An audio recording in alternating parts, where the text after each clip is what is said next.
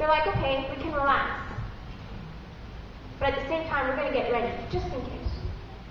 And so when the Israelites came in again the second time, this time under Joshua, they were ready. They were ready to fight.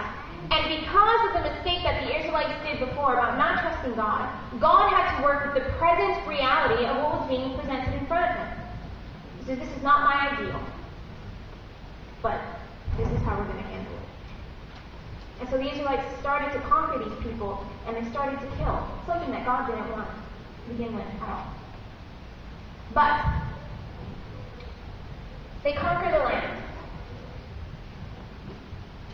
And Joshua makes a very specific claim. Now we passed through the story of Deuteronomy, we passed through the story of Joshua, and now we're entering into the book of Judges, the story in Judges. And Joshua is about to die. And the book of Judges opens up, presenting this. It says Joshua was about to die. This is the claim that he made to the Israelites. He says, please, when you come into the land, finish conquering the people that God called you to conquer. Finish conquering the people that he called you to conquer. And starting in chapter 2 of Judges, verse 1. After he made his claim to them, and after waiting for them to act on behalf of the Lord. Verse 1 of chapter 2 says, the angel of the Lord went up from Gilgal to Bochim, and said, I brought you out of Egypt, and led you into the land that I swore to give to your forefathers. I said, I will never break my covenant with you. What was his covenant with them?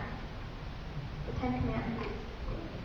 That bonding, that sealing of the friendship between Israel and God. He said, I will never break my covenant with you. He said, put it in your mind. Put it in your heart. Live it. Breathe it. Let it exude out of your pores. Because what this is representing me. I tell you don't kill, that means I cherish love.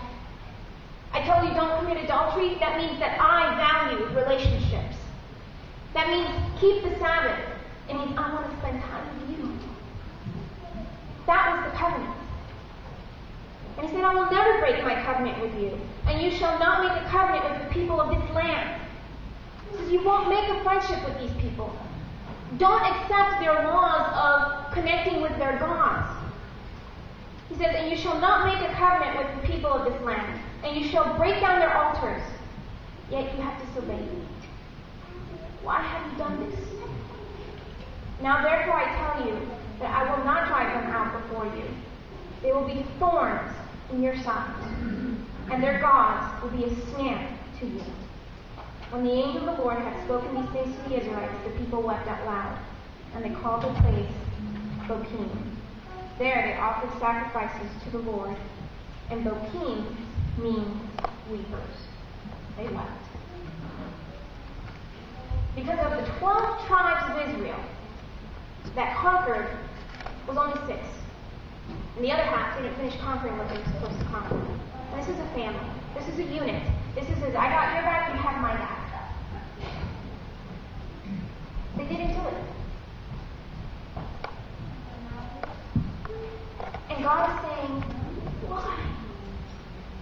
Why?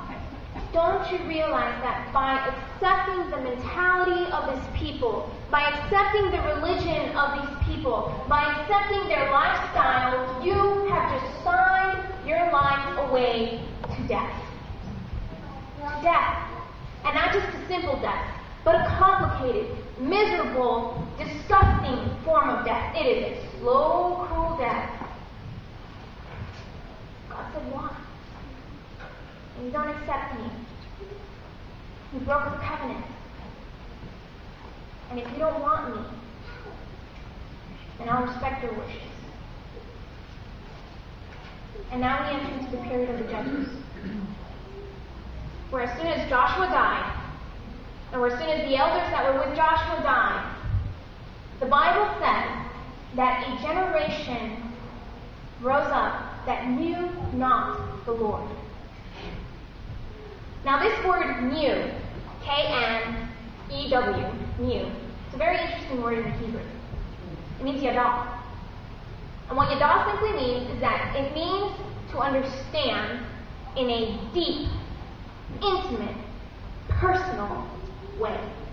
Where there is a connection physically, where there is a connection mentally, spiritually, and emotionally. And when this author takes the time to say, and a generation rose up that knew not the Lord. It's not that they didn't know his name. It's not that they didn't know the past history of what happened. It's not that they suddenly forgot that Yahweh no longer exists. It says no. They didn't have a friendship with him. And they didn't care. And what starts to happen is a crazy mess of immorality, of doing whatever it is that you wanted at your own time, following the Canaanite gods. And if you study those guys, they're sick. They're really sick. Where they did human sacrifices and child sacrifices. Where they entered into orgies to appease the gods. And Israel was joining with this group. This is what they were joining with. And God is saying, you're killing yourselves. You're killing yourselves. And there's a pattern over and over and over and over and over again that we can see in Judges. It starts out, they did evil in the eyes of the Lord. The Lord led them into the hands of their persecutors. They cried out to God. God grieved. He rose up a deliverer, and there was peace in the land of Israel. This is done almost 9 to 10 times throughout the book of Judges. A repeating pattern. A stab in God's heart over and over and over and over again. And the thing is that they don't want him. They don't want him. You've been in that type of relationship before. Where you have friends and or people in your family that you want to extend a helping hand to, and they say no. Thanks, but no thanks. And you grieve for them. Your heart bleeds for them.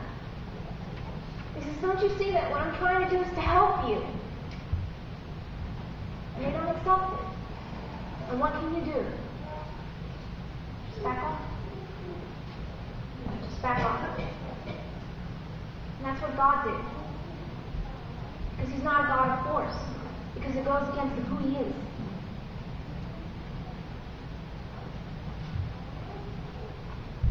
And so, 12 judges in the book of Judges. And this guy, Japheth, number 7, rises up.